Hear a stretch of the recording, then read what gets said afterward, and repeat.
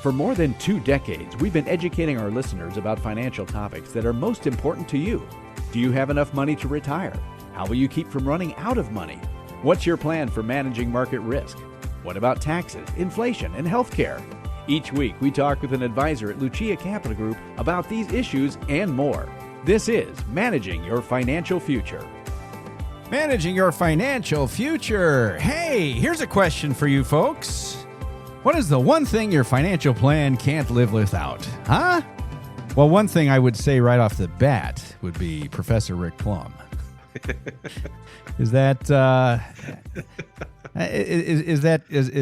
something that I should have said at the end? Rick Plum, Professor Rick Plum, certified financial planner, professional, and accredited wealth management advisor, or is that just being? I don't think you can say it enough. So beginning, right. Middle, end. I mean, that's fine. Okay, all right. I'll keep that in mind. That isn't the correct answer. Actually, it may be a correct answer. I don't know, but it's nice to have you on our side. I'm going to be talking about this here. We haven't covered buckets, in great detail over the last few weeks, and I do like to bring it back to that because really that's kind of what we're about here on this particular program. But what's the one thing that your financial plan can't live without? I am going to tell you right up at the top of this podcast. I'm not going to make you wait all the way through. But Professor, you know all this stuff, and I'm going to mention this because many of our regular listeners also know this. But I was reading one of my favorite, I bring this guy up probably every few weeks on this show, and that's Morgan Housel, who is without even knowing us personally, he just seems to recognize all the advantages that a bucket strategy can offer people potentially. And one of his quotes that I ran across that I've mentioned on this program before was this: "The most important part of every plan is planning on your plan not going according to plan." True. I mean, what is it? Every plan, the best laid plans go to heck in a handbasket when the shooting starts. And yes, the reality is your financial plan is only as good as the assumption you make, and assumptions change with reality as you start into and go through your retirement. Life happens, and it's not always the life that we thought was going to happen, either good or bad. I mean, it could be better, it could be worse, things happen, and you have to be flexible enough to roll with the punches, so to speak. Yes. Markets do not always behave. Stock markets, they don't behave. Life itself does not go in straight lines. And I got to tell you this, that your spending needs over time may not match that neat little spreadsheet that you built when you put together this financial plan. And that's not just, that could be any financial plan. You don't know what the future holds. So we're going to talk today about building a retirement plan that doesn't rely on perfect timing or perfect markets and gives yourself enough, this is the phrase, room for error so your plan can survive, even if you're wrong. What is the one thing your financial plan can't live without? That would be room for error. Now, let me just quote, this is like 4 sentences here, and this is what caught my eye with Morgan Housel. But I agree with this so much, and I think you will too, Professor Plum. He said, room for error is underappreciated and misunderstood. It's usually viewed as a conservative hedge used by those who don't want to take much risk. But when used appropriately, it's the opposite. Room for error lets you stick around long enough to let the odds of benefiting from a low probability outcome fall in your favor. Since the biggest stock market gains occur the most infrequently, either because they don't happen often or because they take time to compound, the person with enough room for error in part of their strategy to let them endure hardship in the other part of their strategy has an edge over the person who gets wiped out, game over, insert more tokens at the first hiccup. And I guess he's talking about error in your expectations of return. I mean, there's a couple different areas that your financial plan has to be able to endure changes. One is that the world doesn't, your stock market, even though it averages 10%, you don't get 10% every year or 9%, whatever the true average is. It goes up and down. And so you have to be able to weather that unexpected downturn. Like we saw beginning of this year was down a little bit. 2022 was down. 2018 was down. And, just every once in a while we have a down year. We have to be able to weather that storm. So that is one thing that the buckets helps survive. That's one of the main reasons we did buckets, is to be able to weather the storm through unexpected events, the gray swan events, things that happen through no fault of your own, through no control of your own, that affect your portfolio, and giving yourself enough time to let the world recover around you without affecting you. Absolutely. And I was looking at, Charlie Munger, right? He died not too long ago. I have not met him, but... No, but I mean, you know who he is. He was vice chairman of Berkshire Hathaway, a fairly successful company, I would say. Warren Buffett, that is big conglomerate there. And Charlie Munger was with him from, I think, the late 70s until he died. I mean, it is a long time. And he said a couple things that also reminded me of this. He said, number one, I did not succeed in life by intelligence. I succeeded because I have a long attention span. In other words, he's got a long time horizon. He didn't let short term affect him negatively. Exactly. And he said, you should have maximum financial flexibility to face both hazards and opportunities. That was a big secret of Berkshire Hathaway's success, when the world was falling apart and they didn't get sucked into it. Well, I remember in the 90s, people thought, people were saying that Mr. Buffett had lost his way. He's an old school. It doesn't matter. He doesn't know what he's doing anymore. And then, about 2000, early 2000, he became a genius again. He did. He says, look who's come crawling back, the rest of the investing world. So it's, having the ability, and one of the words you put in there that I didn't expect was opportunity, having the flexibility to take advantage of opportunity, not just to protect against downturns and negativity, but having the ability to have opportunistic availability and change your plan in that respect is an important issue too. And that's one of the things where we try to do with value averaging and some other things, monitoring the overall plan. But the whole idea is that if you've set your plan up right, you have the time to go through the negativity, because we expect at some point there's going to be some negativity in the market, downtrends, but there's also good times, and you have to be able to take advantage of the good times, and you have to have dry powder is what they call it on the sidelines, so that you can take an opportunistic investment when the negativity does happen. And that's something people tend to forget. What's interesting is building a big, beautiful house takes time, but it's easy to knock it down. You could probably do it in about a half an hour, but it could take a long time to build. It's like a tree. A tree can grow, for 80 years, but it takes you about 10 minutes to saw it down. So the point on this is that bad things happen over quick periods of time, generally, over the short term. You're going to get a lot of bad stuff over the short period of time in the stock market, in investing. But over the long time, the long time period, you can have extraordinary things can happen. And so the key seems to be able to withstand this. The last thing, a quote from Charlie Munger that I found was this: wisdom is prevention. And you kind of alluded to this a second ago, Rick Plum, is that, we could talk about all the things that Berkshire Hathaway did, what they did, but equally important, or if not more so, is what they didn't do. They did not get caught up in leverage during these bad times. They didn't fall for fads, all that stuff. So the key seems to be for investing, Rick, is just don't screw up. And this is actually the easy part of the planning for uncertainty, because we know that the market is uncertain. We know that there's going to be good and bad times. So it's very easy to plan for what we know. Now, we don't know what day or what month or what year even it's going to happen as far as a downturn in the market, but we know it's going to happen. So we can set our plans up to protect against that. So understanding how to do this is fairly easy. The area that you need the flexibility that is very difficult to deal with is the life, not the market, your life.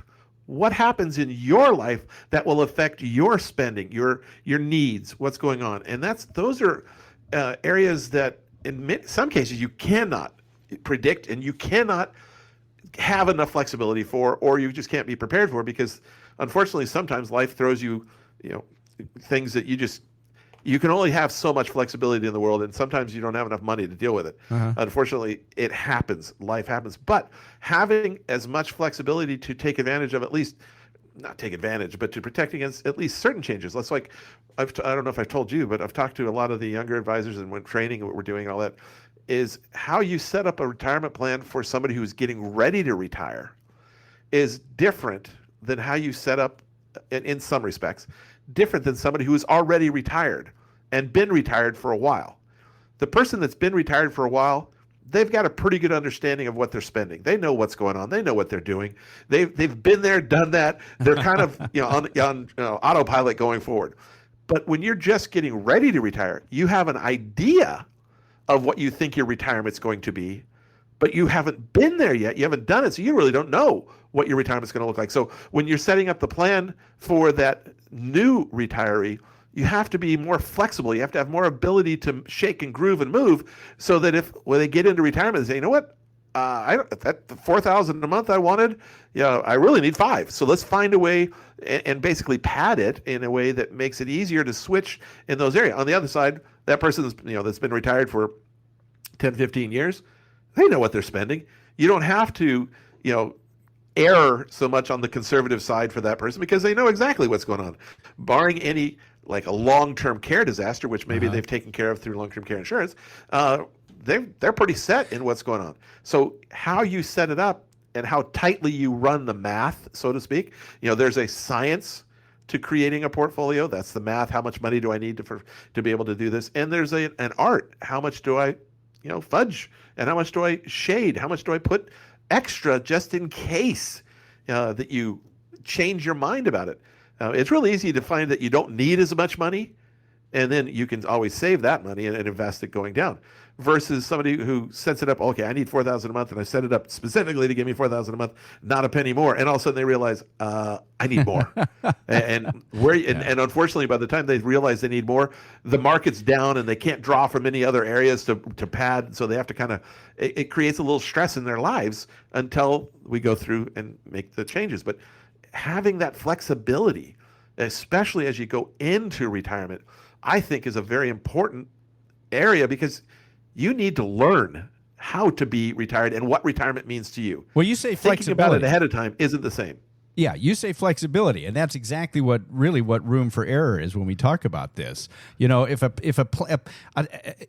a great plan can fail if it has no flexibility and it relies on perfect execution. As you said, life is messy, stock markets are messy, human behavior is messy, so your financial strategy has to be designed to survive being wrong, I guess. So we're going to relate this now, certainly to buckets, and this is why we like to talk about these kinds of things.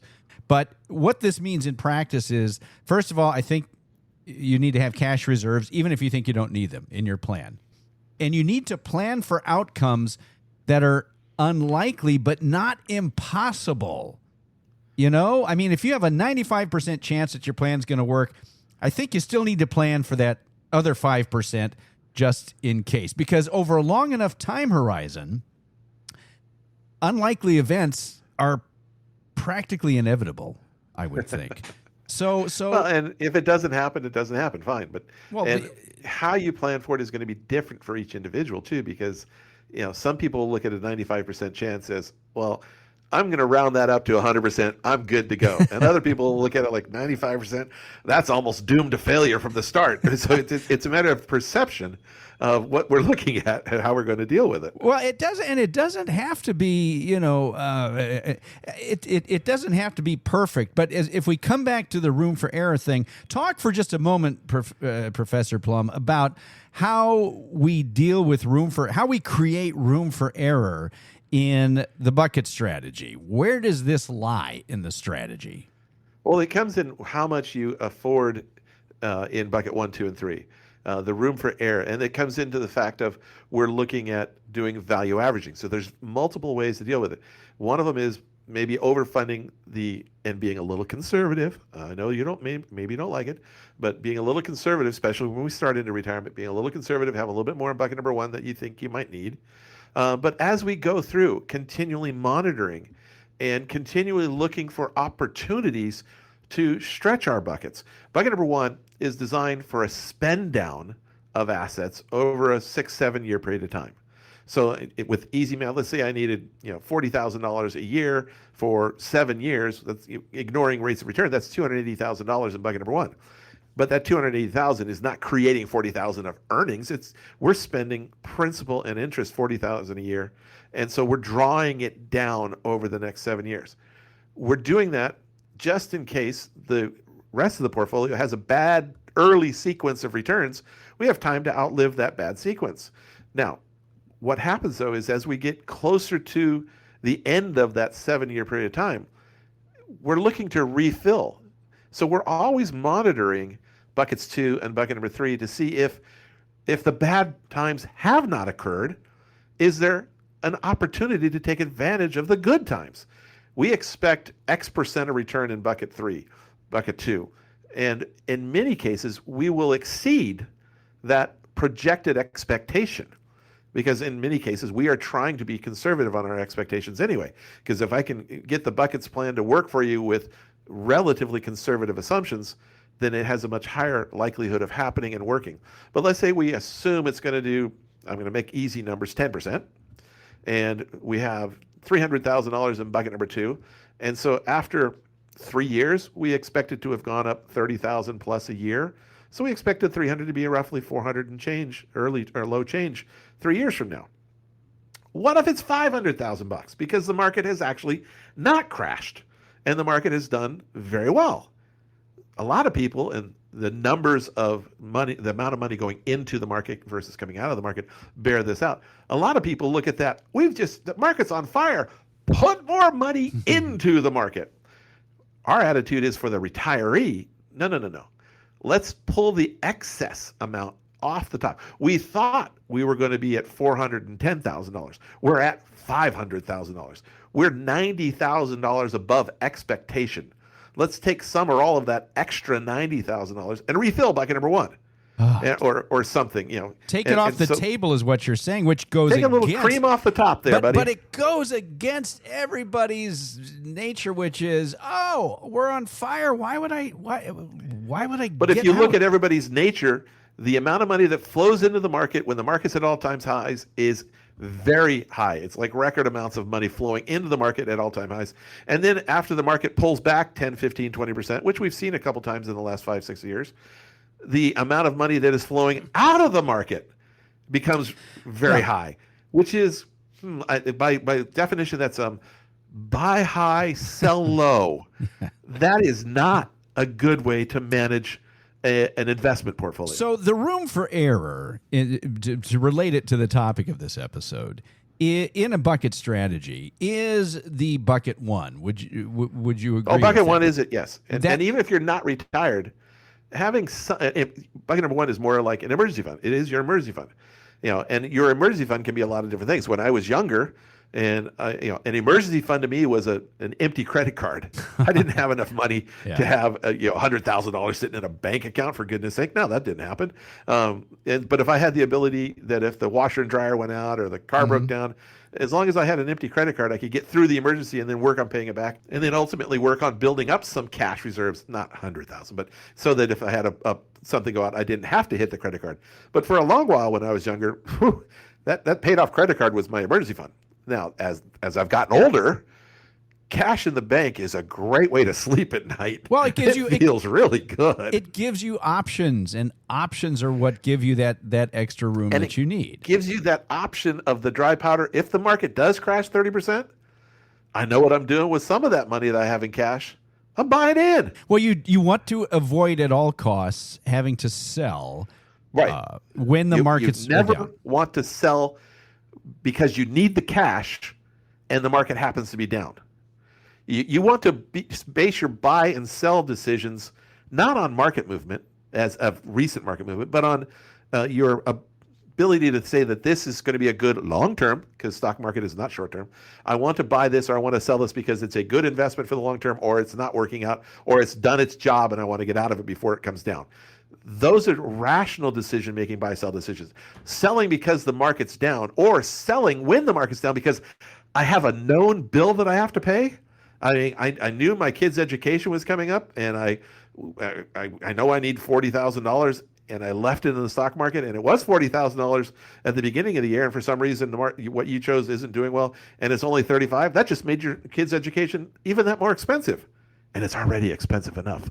So, try to avoid making things more expensive than they already are. Don't put yourself in a position where you have to sell especially for a known expense when the market has the ability to be down. Yeah, bucket one is really there to help you be ready for any setbacks or surprises, things you didn't think of, worst case scenarios. But it's also kind of an it's not an actual insurance policy, but it acts like an insurance policy against being forced to make bad decisions. Right. It gives you the ability to say, you know what, do I really need to sell this right now? I never want to be put in a position that says I have to sell this because I need the cash. If there are lots of reasons to sell an investment, good, bad, different, selling it because you need the cash and you don't have the timing down right is not a good reason. You should never have to sell something because you need the cash. You should have money in cash to be able to spend that. Now, if the market's up, you can decide, well, I want to sell the stock market investment to make that payment instead of using the cash because I'm way up more than I expected. Those are good, easy decisions. But selling it when it's down because you need the cash, especially for a known expense, mortgage, life, the things that we know are going to be happening, you're setting yourself up for failure with that because the markets do not behave rationally, at least the way we think rational is. They're not your friend in the short term. They could be up or down. It's, you might as well go to Vegas in many respects. It's sketchy stuff over the short term. We did a video one time, speaking of Morgenhausen, we did a video one time of that talked about save like a pessimist, invest like an optimist. And save like a pessimist means I'm going to save money right now because something really bad could be on the horizon. And I'm going to need this money in the next week, month, year, 2 years, 5 years, whatever it is, something like that. But anything bad could happen. So I'm going to keep this somewhat safe. But I'm going to invest like an optimist.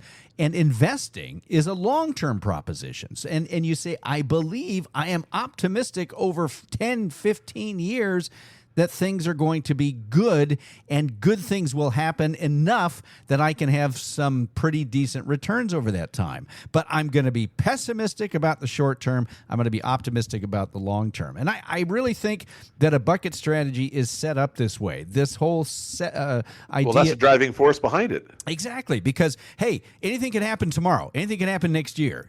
Or, as you said, 5 years, 6 years from now. But I believe, and history has sort of borne this out, over the long term that good things can happen. So when we talk about this, bucket one is there for that short-term pessimism. But how does the bucket strategy then turn it around and invest like an optimist? Talk about that, if you would, for just a little bit, Professor. Well, part of bucket number one and part of the value averaging concept, which is not an automatic, it doesn't happen automatically, it's something that's discussed and managed over time, is to take advantage of those better years, create that dry powder, and then when the markets go down, which is probably the most pessimistic time that we see, be an optimist and say, yeah, it's down, but it's on sale. It's time to invest and do good things, because if I liked it when it was $20 a share, assuming it's a reasonable stock and not going out of business, I really like it at $12 a share, and I want to get into it. So you invest, but you have to have the dry powder to be able to do that. How do you have the dry powder? You have a time horizon originally, so that you invest and you say, I have 10, 15 years with this. I'm very optimistic about that. And then as you go along, you're always looking for opportunity to take money off the table, and because the market's up sometimes 20, 30%. Instead of 8, 9, 10, well, take some of that off the top, because anytime the markets are up 20, 30%, 20, 30%, 20%, there's going to be a pullback at some point. Now, the hard part is when it does pull back, we as greedy individuals want to find that bottom. Yeah. And so we're like, okay, it's down 15%. If it goes down 18, I'm going to get in. and it goes down 17. It's like, I'm almost there. We're ready to get in. And that was the bottom, and it goes back up, and you miss it. Okay, that's not the worst thing, because you weren't you were just looking to buy in with opportunity. You weren't looking to sell when it was so we have to just take it when it comes. How does this contrast? We don't have a lot of time left, but how does this contrast with the kind of standard withdrawal portfolio? 60-40 mix of stocks and bonds. We'll take some off the top of each and we'll rebalance. Just very quickly, how does that contrast? Does it automatically, usually, without any thought. And so, unfortunately, there are times when you shouldn't sell anything, and they would be selling at that time. But the 60-40 mix actually does have a little bit of that in it, because let's say that the 40% is in bonds, the 60% is in stock, and the 60% drops. And so now we're not 60-40, we're 50-50. Well, what they would do is they would sell 10% of the bonds and put it into stocks. That actually works in favor of the 60-40 at that point, because they sold something that wasn't down as much or wasn't down at all and put it into something that was down. Of course, it could have gone down, it could go down again further. They're not looking at the recovery times. They're just doing it automatically, and they do it on the way up too. When the markets are going up, so that was 60-40, they went to 50-50, they would back to 60-40, and then it goes up. Just back to where it was before, and they sell the 60 went up to 70. They sell it off, but they sold it off too soon. They never let it run far enough. Mm-hmm. So they're always capping the upside, and it gets a little bit of a benefit on the downside. But I'm not a big fan of that.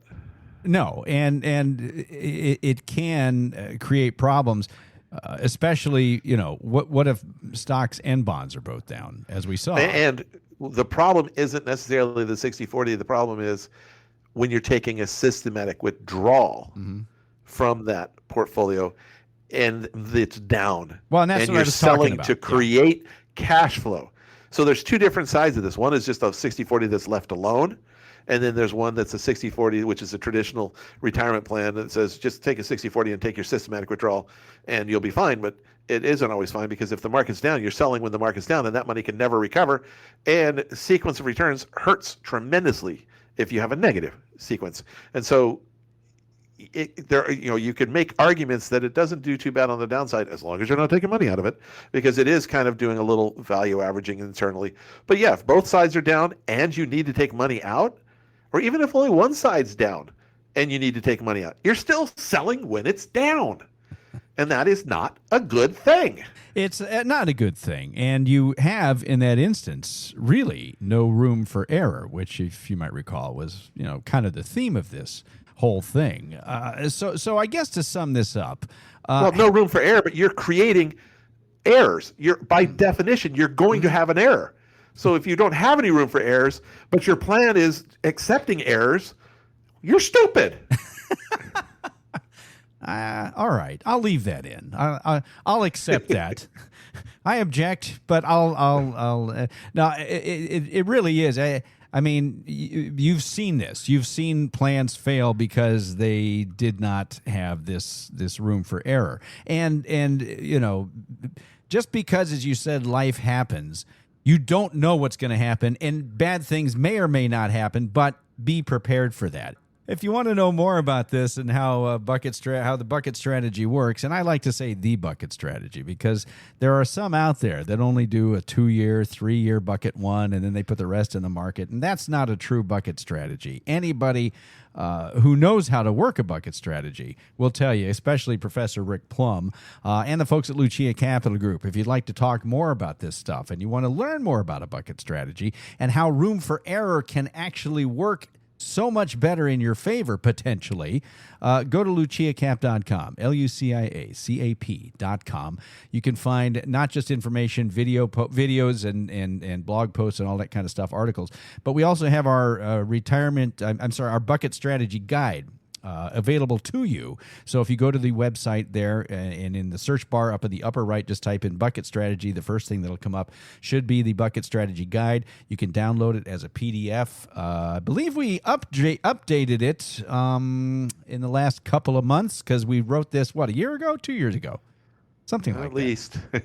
Yeah, there wasn't a ton of stuff to update, but you can look at it. If you haven't done so, I would urge you to read it. If you go just through the first 3 or 4 pages, you will understand exactly the basics of the bucket strategy. And then it's got another maybe 20, 30 pages, and you can follow along and get into some of the details of the bucket strategy. But do that at luciacap.com if you want some more information on that. It's very, very important, especially during volatile times, which are basically all the times. Certainly in the yes. in the short term. I've been hearing this for so long. These days are awfully volatile in the market. There's always been short-term volatility, even during the go-go years of the 90s. We saw ups and downs. So just be prepared. If you want to, let's see. Oh, you should subscribe to this podcast. I'd like to tell you that because you go to Apple Podcasts and Spotify and you want to download every single episode to your device. Make sure you don't miss anything because, hey, we come up with stuff that's, sometimes on the spur of the moment. If you miss that, you're going to miss a lot. So go to Apple Podcasts, Spotify, and subscribe to this podcast. You can also get in touch with the folks at Lucia Capital Group by phone, 800-644-1150, 800-644-1150. People still make phone calls, right? Yeah, they just don't have to look up the phone number in the phone book. Is that what it is? We used to say, hey, you can call toll-free, 800. Yes, everything's toll-free now. You pay service for the month. What is a toll? I don't know what a toll is. Anyway, 800-644-1150. The folks at Lucia Capital Group will be happy to help you out. Professor Rick Plum, once again, I know you got to get back to work, but I appreciate you being here as always. This is a topic that I know you've studied and worked for well over 3 decades on this, so I trust you that you know exactly what you're talking about, and you proved it to me once again. Thank you. Yes. Thank you. Well, thank you. For Professor Rick Plum, certified financial planner professional and accredited wealth management advisor, I am your podcast host, Johnny Dean. Thanks for listening. This is Managing Your Financial Future. We will talk to you again next week. The information provided should not be considered specific tax, legal, or investment advice and is not specific to any individual's personal circumstances. This material was gathered from sources believed to be reliable. However, its accuracy cannot be guaranteed. These materials are provided for general information and educational purposes based upon publicly available information from sources believed to be reliable. The information in these materials may change at any time and without notice, and its accuracy cannot be guaranteed. There is no guarantee that any investment strategy will meet its stated objective. All investments involve risk, including potential loss of principal. A value averaging strategy does not guarantee a profit or protection from loss. You must consider your willingness to continue purchasing during periods of high or low price levels. Examples cited are hypothetical, are for illustrative purposes only, are not guaranteed, and subject to potential federal and state law amendments. There's no guarantee that you will achieve the results discussed or illustrated. Stock investing includes risks, including fluctuating prices and loss of principal. It is important to keep in mind that investments in fixed income products are subject to liquidity, interest rate, financial, inflation risks, and special tax liabilities. Interest may be subject to the alternative minimum tax. Long-term care coverage policies and provisions may not be available in all states. Approval may be subject to the terms and conditions of the insurance company. Insurance product guarantees are subject to the claims paying ability of the issuing insurance company and are subject to their terms and conditions. Rick Plum is a registered representative with and securities and advisory services offered through LPL Financial, a registered investment advisor and member FINRA SIPC. Any other individual or company mentioned in this podcast are not affiliated with or endorsed by Lucia Capital Group or LPL Financial. LPL Financial Insurance License Number 0518721. LPLIA Insurance License Number 0B91442.